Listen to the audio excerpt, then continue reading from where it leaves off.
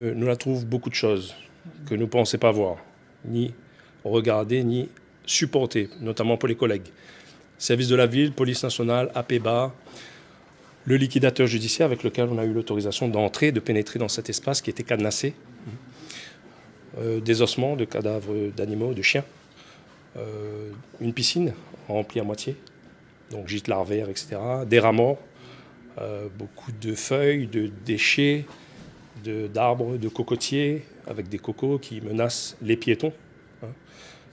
Beaucoup d'immondices à l'intérieur, des matelas, donc des traces de squat, bien sûr des déjections, pas uniquement canines, humaines.